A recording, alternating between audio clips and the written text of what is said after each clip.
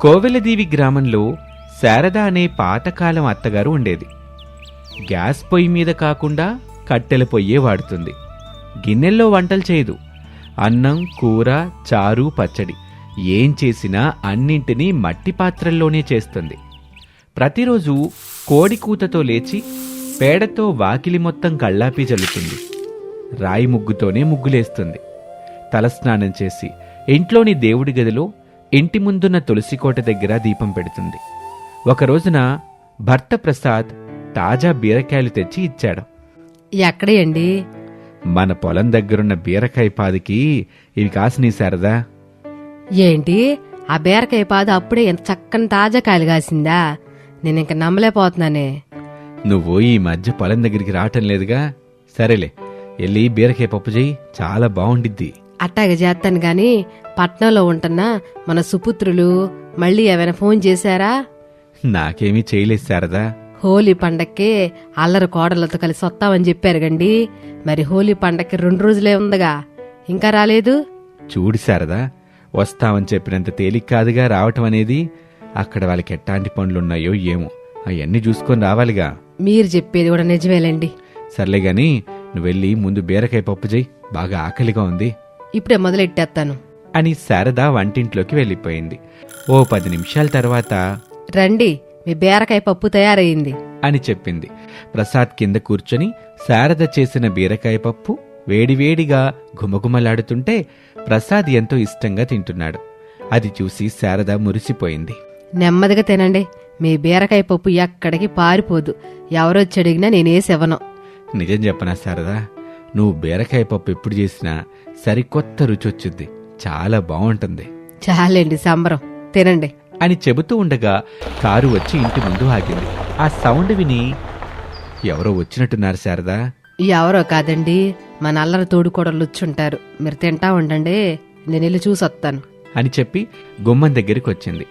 Modern కోడళ్ళు అనామిక, భావన ఇద్దరూ లగేజీ బ్యాగులతో గుమ్మం దగ్గరికి వచ్చారు. కోడల్లో ఎక్కడే ఉండండి, నేను చెప్పే వారికి ఇంట్లోకి రాకండి అని చెప్పి వెళ్ళిపోయింది. అక్క, మన అత్తయ్య చాదస్తం మొదలుపెట్టింది. లైట్ తీసుకో భావన, మనకి తెలిసిన విషయమేగా అని అనామిక, భావన మాట్లాడుకుంటూ ఉండగా గుమ్మడికాయ తీసుకొనొచ్చి తన మోడ్రన్ కోడళ్ళకి దిష్టి తీసి ఇప్పుడు వెళ్ళండి. ఇక అనామిక, భావన ఇద్దరు ఇంట్లోకి వచ్చారు. కింద కూర్చుని తింటున్న మామగారు ప్రసాద్ కనిపించాడు వాళ్ళిద్దరికి. పలకరింపులవి అయ్యాయి. రండమ్మ కోడళ్ళు, మీరు కూడా కూర్చోండి. మీ అత్తయ్య బీరకాయ పప్పు చాలా బాగా చేసింది. ఇట్లాంటి పప్పుని మీరెక్కడా తినుండరు. సారీ మావయ్య, మాకు నాన్ వెజ్ కావాలి. నాటుకోడి కూర మీ అత్తయ్య బాగా చేసిద్దమ్మా. వచ్చాక మీ అత్తయ్య చెప్పండి, కోని పట్టుకొచ్చి కూర చేసి పెట్టుద్ది. మా చికెన్ని మేమే చేసుకుంటాం మావయ్య అని అనామిక చెప్తూ ఉండగా శారద వాళ్ళ దగ్గరికి వచ్చింది. వాళ్ళ మాటలు వినింది. సరే కోడల్లో, వెళ్ళి నాటి కొండి పట్టుకోండి. మీకు నచ్చినట్టుగా మీరే చేసుకుని తినండి. నాకు శ్రమ తగ్గిస్తానంటే నేను ఎందుకు వద్దంటాను చెప్పండి. వెళ్ళండి, మా నాటుకోడి కాలికి ఎర్రని దారం గట్టుంటది, వెళ్ళి పట్టుకోండి అని శారద చెప్పగానే మోడ్రన్ కోడలిద్దరూ బయటకొచ్చారు. దారం కట్టిన నాటుకోడి కోసం ఎదురు చూస్తూ ఉంటారు. ఇంటికి కొంచెం దూరంలోని ఒక బురద కుంట దగ్గర అది కనిపించింది. ఇద్దరు కోడళ్ళు పట్టుకోవాలని పరుగున వెళ్లారు. అంతే, ఆ కోడి అక్కడి నుంచి పారిపోయింది. ఇద్దరు కోడళ్ళు బురద కుంటలో పడ్డారు.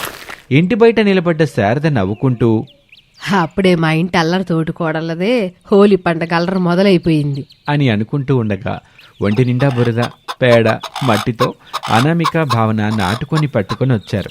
మీరిద్దరు స్నానాలు చేసుకోండి, నేను కొడుకు కూర చేసి పెడతాను అని వాళ్ళ దగ్గర నుంచి ఆ కోడిని తీసుకుంది.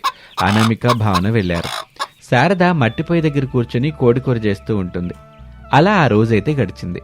మరుసటి రోజు అనామిక, భావన, శారద, ప్రసాదు, రమేష్, వినోద్ హోలీ సెలబ్రేషన్ గురించి మాట్లాడుకోవటం మొదలుపెట్టారు. అత్తయ్య, అసలు హోలీ ఫెస్టివల్ ఎలా వచ్చిందో చెప్పరా? కోడల్లో హోలీ పండగ జరుపుకోవడం వెనక ఎన్నో కథలున్నాయి. ముఖ్యంగా ఈ పండగ చెడుపై మంచి సాధించిన విజయానికి చిహ్నంగా జరుపుకుంటాం. అంతేకాదు, రాధాకృష్ణుల దైవిక ప్రేమకే ప్రతీకగా నిలుస్తుందని కూడా చేసుకుంటారు. పాత కక్షలను మర్చిపోయి రంగులు జల్లుకుంటూ స్నేహాన్ని, ఐక్యతని పెంచుకునే పండగే ఇది. చెడుపైన మంచి విజయం అంటే కోడలకేమర్థమవుద్ది శారదా? వివరంగా చెప్పాలిగా. పూర్వం హిరణ్యకశిపుని సోదరి హోలిక ప్రహ్లాదుడిని అగ్నిలో వేసి చంపాలని చూసినప్పుడు మహావిష్ణు భక్తుడైన ప్రహ్లాదుడు రక్షింపబడి హోలిక దహనం అవుతది. అందుకే చెడుని అగ్నిలో గాల్చేసి మంచిని ఆచరించాలనే సందేశాన్ని ఎత్తదని అప్పటి నుండి హోలిక పేరుతో హోలీ ఉత్సవం జరుగుతా వస్తుంది. అందరూ శ్రద్ధగా వింటూ ఉంటారు. అంతేకాదమ్మా కోడళ్ళు, శ్రీకృష్ణుడు రాధపై రంగులు చల్లి ఈ పండగని ప్రారంభించాడని కూడా మన పురాణాలు చెప్తున్నాయి. అందుకే ఈ హోలీ పండగని ప్రేమానురాగాల వేడుకగా భావించి చిన్న పెద్ద అనే తేడా లేకుండా కులమత భేదాలు మరిచి అందరూ ఒకరికొకరు రంగులు పూసుకుంటూ స్నేహం, ప్రేమ, ఆనందాన్ని పంచుకుంటారు. ఇది ఆరోగ్యకరమైన సాంప్రదాయమని నువ్వు చెప్పేదానివి కదమ్మా.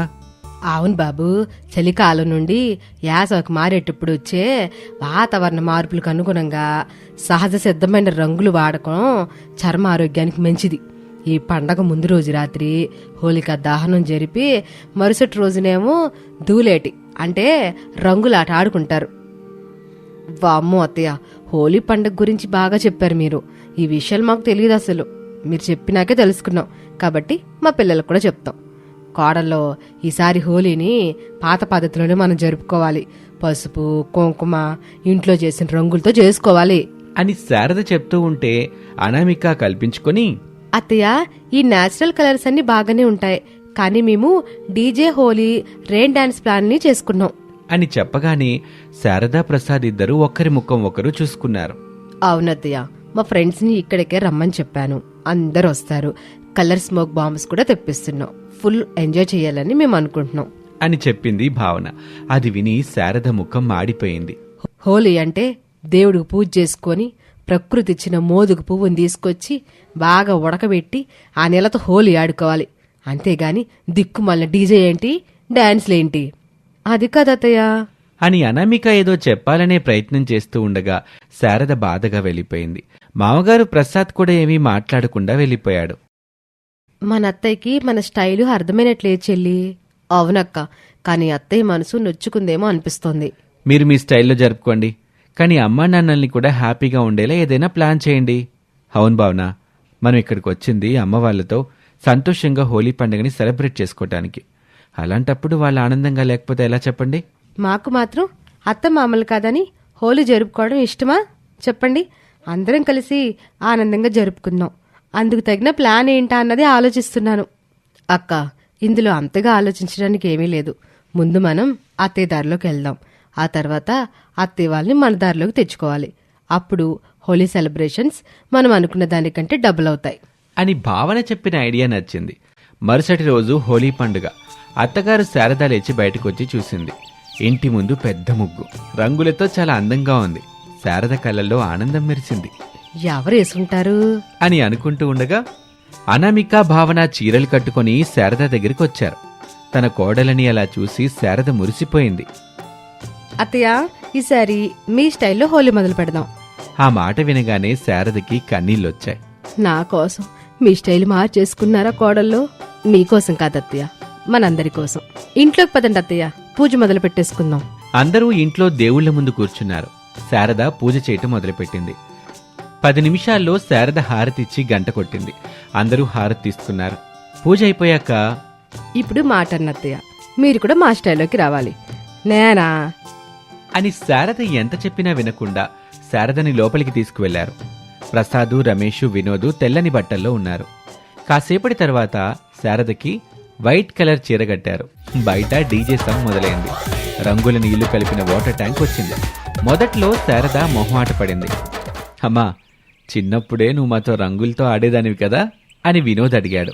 శారద రంగులు అందరి మీద చల్లింది. అందరికీ హోలీ పండుగ శుభాకాంక్షలు అని అరిచింది. ఆ అరుపు విని అందరూ ఎంతో పొంగిపోయారు. శారద కూడా చిన్నపిల్లలా నవ్వుతూ డాన్స్ చేసింది. కోడళ్ళు పాత, అత్త మోడర్న్ అయిపోయింది. అందరూ ఆశ్చర్యపోయారు. అలా అందరూ కలిసి మధ్యాహ్నం వరకు హోలీ పండుగ చేసుకున్నారు. ఈరోజు నాకొక విషయం అర్థమైంది కోడల్లో. సాంప్రదాయం ఉండాలి, ఆనందం కూడా ఉండాలి. రెండు కలిస్తేనేగా పండగ. అత్తయ్య, మీరుంటేనే మా పండక్కి అసలైన రంగు వస్తుంది. మీరు కోడళ్ళ కాదమ్మా, కూతుళ్ళు. ఆ తర్వాత అందరూ కలిసి అందంగా తయారయ్యి వంటలు చేసుకుని నవ్వుతూ సరదాగా కబుర్లు చెప్పుకుంటూ భోజనాలు చేస్తారు. ఆ ఇంట్లో ఆ రోజు రంగులు మాత్రమే కాదు, వాళ్ళ మనసులు కూడా కలిశాయి. ఇది వాల్టి కథ. మరొక ఆసక్తికర కథలో మళ్ళీ కలుద్దాం. నమస్తే.